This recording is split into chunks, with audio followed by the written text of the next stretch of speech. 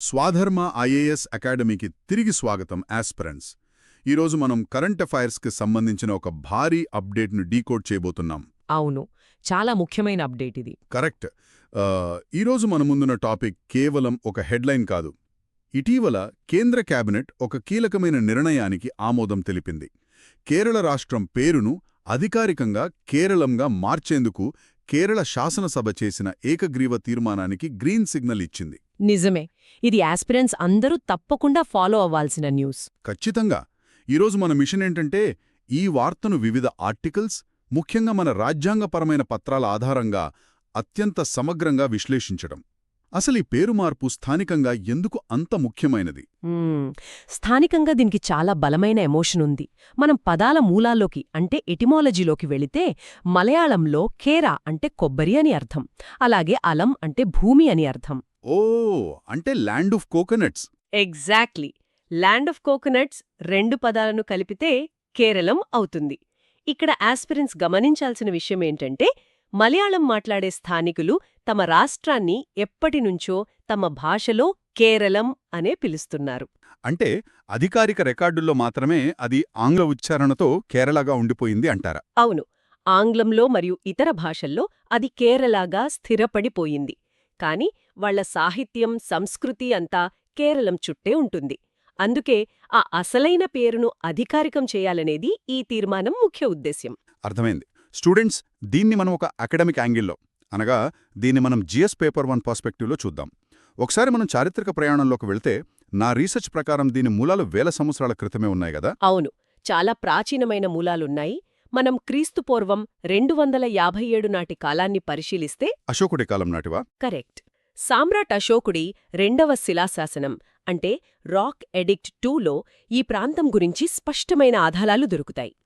ఆ శాసనంలో కేరళపుత్ర అనే పదం ఉపయోగించబడింది. కేరళపుత్ర, ఇది మన ప్రాచీన చేరవంశానికి సంబంధించిన పదం కదా? ఖచ్చితంగా. ప్రాచీన చేరవంశం అంటే చేరా డైనాస్టీకి దీంతో ప్రత్యక్ష సంబంధం ఉంది. చేర రాజులు పాలించిన ప్రాంతమే కేరళంగా పిలువబడేది. కాలక్రమేణా మలయాళ భాషా పరిణామంలో ఆ చేరళం కాస్త కేరళంగా రూపాంతరం చెందింది అని చరిత్రకారులు చెబుతారు. అంటే 2000 సంవత్సరాలకు పైగా దీనికొక హిస్టారికల్ ఐడెంటిటీ ఉంది. హిస్టరీతో పాటు దీనికొక అద్భుతమైన పౌరాణిక నేపథ్యం కూడా ఉంది కదా. భగవాన్ పరశురాముడికి సంబంధించిన కథ ఒకటి చదివాను. అవును, కేరళలో ఇది చాలా ప్రసిద్ధమైన నమ్మకం. భగవాన్ పరశురాముడు సముద్రం నుండి వెలికి తీసిన భూమిగా కేరళకు ఒక పౌరాణిక నేపథ్యముంది. ఆయన తన గొడ్డల్ని విసిరినప్పుడు సముద్రం వెనక్కి తగ్గి ఈ పచ్చటి భూమి ఆవిర్భవించిందని స్థానికులు బలంగా నమ్ముతారు. చాలా ఫ్యాసినేటింగ్గా ఉంది. ఇది ప్రాచీన చరిత్ర మరియు మైథాలజీ. ఇక మనం ఆధునిక చరిత్ర విషయానికొస్తే ముఖ్యంగా స్వాతంత్ర్యానికి ముందు జరిగిన ఐక్య కేరళ ఉద్యమం. అవును, ఐక్య కేరళ మూవ్మెంట్. కరెక్ట్. 1920ల కాలంలోనే మలయాళం మాట్లాడేవారందరికీ ఒకే రాష్ట్రం కావాలని డిమాండ్ వచ్చింది కదా. దాని గురించి ఆస్పిరెంట్స్కి కొంచెం వివరిస్తారా? తప్పకుండా. స్వాతంత్రానికి ముందు ప్రస్తుత కేరళ ప్రాంతం ప్రధానంగా 3 భాగాలుగా విడిపోయుండేది. అవే ట్రావెన్కోర్ సంస్థానం, కొచ్చిన్ సంస్థానం మరియు మలబార్ ప్రాంతం. ఆ మలబార్ అప్పట్లో మద్రాస్ ప్రెసిడెన్సీ కింద ఉండేది కదా? Correct.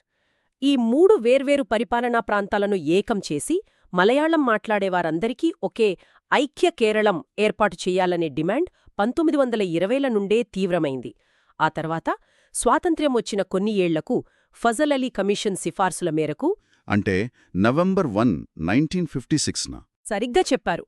November 1, 1956న state reorganisation act అనగా రాష్ట్రాల పునర్వ్యవస్థీకరణ చట్టం కింద భాషా ప్రయుక్త రాష్ట్రంగా మలయాళం మాట్లాడేవారి కోసం కేరళ రాష్ట్రం అధికారికంగా ఏర్పడింది. కానీ ఏర్పడినప్పుడు పేరు కేరళగానే ఉండిపోయింది. ఆ చారిత్రక లోపాన్ని సరిదిద్దడానికే ఇప్పుడు కేరళంగా మారుస్తున్నారు. ఇదంతా ఒకెత్తైతే ఇప్పుడు మనం అసలైన కోర్ టాపిక్లోకి ఎంటర్ అవుదాం. అవును, పాలిటీ కోణం. స్టూడెంట్స్, అలర్ట్గా ఉండండి. ఇది పాలిటీ సిలబస్కి సంబంధించి ఒక హై ఈల్ టాపిక్. ఒక రాష్ట్రం తన పేరు మార్చుకోవాలి అంటే దానికున్న ఖచ్చితమైన రాజ్యాంగ యంత్రాంగమేమిటి? ఆర్టికల్ 3 గురించి మనం లోతుగా డిస్కస్ చేయాలి. ఇది చాలా కీలకమైన విభాగం. మన రాజ్యాంగంలోని ఆర్టికల్ 3ని మనం చాలా జాగ్రత్తగా అర్థం చేసుకోవాలి. ఒక కొత్త రాష్ట్రాన్ని ఏర్పాటు చేయడం, సరిహద్దులు మార్చడం లేదా ఒక రాష్ట్రం పేరును మార్చడం, ఈ అంతిమ మరియు సుప్రీం అధికారం కేవలం పార్లమెంటుకు మాత్రమే ఉంటుంది. అంటే రాష్ట్ర ప్రభుత్వాలకు తమ పేరు తాము మార్చుకునే అధికారం స్వయంగా లేదు.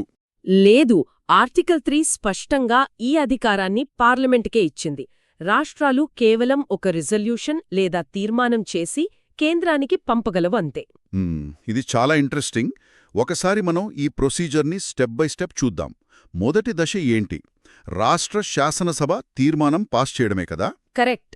వాస్తవానికి కేరళ అసెంబ్లీ 2023లో ఒకసారి తీర్మానం చేసింది, కానీ అందులో కొన్ని సాంకేతిక లోపాలు ఉండటం వల్ల మళ్లీ జూన్ 2024లో సవరించి ఏకగ్రీవ తీర్మానాన్ని పాస్ చేసింది. ఏకగ్రీవంగా పాస్ చేశారు. ఆ తరువాత ఈ తీర్మానం నేరుగా పార్లమెంట్కి వెళ్తుందా? లేదు, ఇక్కడే అసలైన అడ్మినిస్ట్రేటివ్ ప్రాసెస్ స్టార్ట్ అవుతుంది. ఆ తీర్మానం మొదట కేంద్ర హోం మంత్రిత్వ శాఖకు వెళ్తుంది. మినిస్ట్రీ ఆఫ్ హోమ్ అఫైర్స్కి? అవును, హోం మంత్రిత్వ శాఖ దీనిని గుడ్డిగా ఆమోదించదు.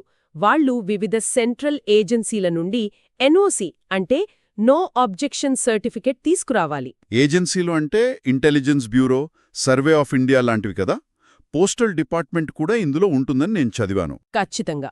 పోస్టల్ డిపార్ట్మెంట్ ఎన్ఓసి ఎందుకు ముఖ్యమంటే, పాత పేరుతో ఉన్న పిన్ కోడ్స్, పోస్టాఫీస్ల డేటాబేస్ అంతా ఎలాంటి గందరగోళం లేకుండా కొత్త పేరుకి మారాలి గదా. అలాగే సర్వే ఆఫ్ ఇండియా కూడా అధికారిక మ్యాపుల్లో ఏవైనా ఇబ్బందులున్నాయా అని చెక్ చేస్తుంది. ఈ ఏజెన్సీల దగ్గర నుండి క్లియరెన్స్ వచ్చిన తర్వాతే బిల్లు డ్రాఫ్ట్ అవుతుంది. ఇక్కడే మన ఆస్పిరెంట్స్ గుర్తుంచుకోవాల్సిన ఒక మోస్ట్ ఇంపార్టెంట్ పాయింట్ ఉంది. పార్లమెంటులో బిల్లు ప్రవేశపెట్టాలంటే రాష్ట్రపతి ముందస్తు సిఫారసు అంటే prior recommendation of the president తప్పనిసరి. అవును, ఆర్టికల్ 3 కింద ఏ బిల్లైనా సరే రాష్ట్రపతి ముందస్తు అనుమతితోని సభలోకొస్తోంది. కానీ దానికి ముందు రాష్ట్రపతి ఆ బిల్లును సంబంధిత రాష్ట్ర శాసనసభ అభిప్రాయం కోసం పంపుతారు. ఇక్కడే నాకొక ఉత్సుకతతో కూడిన డౌట్ ఉంది. రాష్ట్రపతి ఆ బిల్లును రాష్ట్ర అసెంబ్లీకి పంపారు. ఒకవేళ రాష్ట్రం తమ అభిప్రాయం చెప్పకపోతే లేదా అసలు ఈ బిల్లు మాకు వద్దు అని వ్యతిరేకిస్తే ఏమవుతుంది? ఇది చాలా ఫ్యాసినేటింగ్ క్వశ్చన్. రాజ్యాంగం ప్రకారం ఆ రాష్ట్ర శాసనసభ ఇచ్చే అభిప్రాయం పార్లమెంటుపై లేదా రాష్ట్రపతిపై ఖచ్చితంగా బైండింగ్ కాదు. అది నాన్ బైండింగ్ ఒపీనియన్ మాత్రమే. అంటే రాష్ట్రం వ్యతిరేకించినా సరే పార్లమెంటు చట్టం చేసేయొచ్చా? ఖచ్చితంగా. ఒకవేళ రాష్ట్రం ఒప్పుకోకపోయినా లేదా రాష్ట్రపతి ఇచ్చిన గడువు ముగిసినా సరే పార్లమెంటు తన పని తాను చేసుకోవచ్చు. ఇది మన ఫెడరల్ వ్యవస్థలో కేంద్రానికున్న ఆధిపత్యాన్ని అంటే ఫెడరల్ సుప్రమసీని స్పష్టంగా చూపిస్తుంది. వావ్, అంటే ఫైనల్ పవర్ పార్లమెంటుదే అనమాట. అందుకే India is an indestructible union of destructible states అంటారు.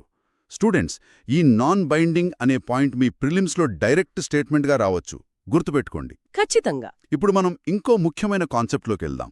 స్టూడెంట్స్, ఇక్కడే ఎగ్జామినర్ ట్రాప్లో పడకండి. ఇక్కడే మిమ్మల్ని కన్ఫ్యూజ్ చేసే అవకాశం ఉంది. ఈ పేరు మార్చడానికి రాజ్యాంగ సవరణ అవసరమా? ఆర్టికల్ 4 వర్సెస్ ఆర్టికల్ 368 దీని గురించి వివరించండి. ఇది ఎగ్జామినర్స్కి చాలా ఇష్టమైన ట్రాప్. ఆర్టికల్ 3 కింద రాష్ట్రం పేరు మార్చడానికి ఒక చట్టం చెయ్యాలి. కాని ఆర్టికల్ 4 ఏం చెప్తోందంటే, ఇలా ఆర్టికల్ 2 లేదా 3 కింద చేసే ఏ మార్పులైనా సరే వాటిని ఆర్టికల్ 368 కింద రాజ్యాంగ సవరణగా పరిగణించరు. అంటే కాన్స్టిట్యూషనల్ అమెండ్మెంట్ కాదు? కాదు. దీని అర్థమేంటంటే, పార్లమెంటు ఉభయ సభల్లో కేవలం సాధారణ మెజారిటీ అంటే సింపుల్ మెజారిటీతో ఈ బిల్లును పాస్ చేస్తే సరిపోతుంది. స్పెషల్ మెజారిటీ ఏమీ అవసరం లేదు. ఇది క్లియర్. కానీ నేనొక పాత ఉదాహరణను తెరపైకి తీసుకురావాలనుకుంటున్నాను. 2011లో ఒరిస్సా రాష్ట్రం పేరును ఒడిషాగా మార్చారు కదా. అప్పుడది 96వ రాజ్యాంగ సవరణ చట్టం ద్వారా జరిగింది అని నేను చదివాను. మరి కేరళకు సింపుల్ మెజారిటీ చాలు అంటున్నారు. అప్పట్లో ఒరిస్సాకు ఎందుకు రాజ్యాంగ సవరణ అవసరమైంది? 2011లో ఒరిస్సా పేరును ఒడిషాగా మార్చినప్పుడు కేవలం రాష్ట్రం పేరు మాత్రమే మారలేదు, రాజ్యాంగంలోని 8వ షెడ్యూల్లో ఉన్న అధికారిక భాష పేరును కూడా ఒరియా నుండి ఒడియాగా మార్చారు. అంటే 8వ షెడ్యూల్ని టచ్ చేశారు కాబట్టి. కరెక్ట్. ఆర్టికల్ 3 కేవలం రాష్ట్రాల పేర్లకు మాత్రమే వర్తిస్తుంది. 8వ షెడ్యూల్ని సవరించాలి అంటే ఖచ్చితంగా ఆర్టికల్ 368 కింద రాజ్యాంగ సవరణ చేయాల్సిందే. సో ఆ లాజిక్ ప్రకారం చూస్తే ఇప్పుడు కేరళ విషయంలో వారి భాష పేరు మలయాళంగానే ఉండిపోతుంది. అందులో ఎలాంటి మార్పు లేదు. కాబట్టి 8th షెడ్యూల్ని టచ్ చేయాల్సిన అవసరం లేదు. ఎగ్జాక్ట్లీ. భాష పేరు మారడం లేదు, కేవలం రాష్ట్రం పేరు మారుతుంది కాబట్టి ఇది సింపుల్ మెజారిటీతో సరిపోతుంది. ఇందులో ఎలాంటి పొలిటికల్ డిబేట్ లేదు, ఇది ప్యూర్లీ ఒక కాన్స్టిట్యూషనల్ ఫ్యాక్ట్. చాలా క్రిస్టల్ క్లియర్గా ఎక్స్ప్లెయిన్ చేశారు. సింపుల్ మెజారిటీ వర్సెస్ రాజ్యాంగ సవరణ కాన్సెప్ట్ని ఆస్పిరెంట్స్ నోట్ చేసుకోండి. ఇప్పుడు ఈ ప్రక్రియ అంతా పూర్తయ్యాక ప్రాక్టికల్గా అంటే ఆచరణాత్మకంగా రాజ్యాంగంలో ఎక్కడ మార్పులు జరుగుతాయి? పార్లమెంటు ఆమోదం పొంది రాష్ట్రపతి సంతకం చేసిన తర్వాత రాజ్యాంగంలోని మొదటి షెడ్యూల్ అంటే ఫస్ట్ షెడ్యూల్ జాబితాలో మార్పులు జరుగుతాయి. ఆ జాబితాలో కేరళ స్థానంలో కేరళం అని అధికారికంగా నమోదు చేయబడుతుంది. ఫస్ట్ షెడ్యూల్లో మారుతుంది. ఈ పేరు మార్పుల టాపిక్ వచ్చినప్పుడు నాకు పశ్చిమ బెంగాల్ కూడా గుర్తొస్తుంది. వాళ్లు తమ పేరును బంగ్లాగా మార్చాలని చాలా కాలంగా అడుగుతున్నారు కదా, మరి అదెందుకు అవ్వలేదు? అవును, పశ్చిమ బెంగాల్ డిమాండ్ ఉంది, కాని దానికి కొన్ని దౌత్యపరమైన అంటే డిప్లొమాటిక్ రీజన్స్ ఉన్నాయి. బంగ్లా అని పెడితే పొరుగు దేశమైన బంగ్లాదేశ్తో అంతర్జాతీయ వేదికలపై గందరగోళం వస్తుందని విదేశాంగ శాఖ అభ్యంతరం వ్యక్తం చేసింది. రైట్. అలాంటి అబ్జెక్షన్స్ ఏవీ కేరళకు లేవు కాబట్టే ప్రాసెస్ స్మూత్గా జరుగుతోంది. ఇదంతా ఒక ఎత్తైతే ఫైనల్గా మన వినేవారిని ఒక ఆలోచనలో పడేద్దాం. ఆధునిక భారతదేశంలో ఇలా రాష్ట్రాలు తమ పేర్లను మార్చుకోవడం అనేది కేవలం ఒక పరిపాలనా ప్రక్రియ మాత్రమేనా? ఖచ్చితంగా కాదు. ఇది కేవలం రికార్డుల్లో పేరు మార్చుకునే అడ్మినిస్ట్రేటివ్ ప్రాసెస్ కాదు. దీని మనం చాలా విస్తృత కోణంలో చూడాలి. వలసవాద మూలాలను చేరిపేసి తమ సాంస్కృతిక మరియు భాషా గుర్తింపును తిరిగి పొందే ఒక బలమైన ప్రయత్నమిది. అంటే రెక్లమేషన్ ఆఫ్ కల్చరల్ ఐడెంటిటీ. అవును.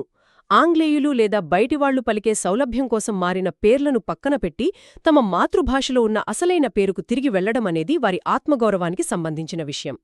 అయితే ఈ మార్పులు సామాన్యుడి జీవితాన్ని ప్రాక్టికల్గా మారుస్తాయా, లేక ఇది కేవలం ఒక రాజకీయ అస్తిత్వ పోరాటమా అనేది ఆస్పిరెంట్ స్వయంగా విశ్లేషించుకోవాలి. చాలా లోతైన పాయింట్. ఒక పరిపాలనా నిర్ణయం వెనుక ఇంత రాజ్యాంగ, చారిత్రక మరియు భావోద్వేగ కోణాలుంటాయని విశ్లేషించడం నిజంగా గొప్ప విషయం. ఆర్టికల్ 3, ఆర్టికల్ 4, 8th షెడ్యూల్ ఇవన్నీ ఎలా ఇంటర్లింక్ అయ్యాయో ఈనాటి డీప్ డైవ్ ద్వారా స్పష్టమైందనుకుంటున్నాను. అవును.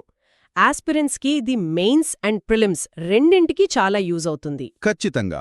మీ పాలిటీ కాన్సెప్ట్లను రివైజ్ చేస్తూ ఉండండి, మీ లక్ష్యాలపై దృష్టి పెట్టండి, మరియు మరిన్ని నిపుణుల విశ్లేషణల కోసం స్వాధర్మ ఐఏఎస్ అకాడమీని లైక్, షేర్ మరియు సబ్స్క్రైబ్ చేయడం మర్చిపోకండి. మరో ఇంట్రెస్టింగ్ టాపిక్తో మళ్ళీ కలుద్దాం.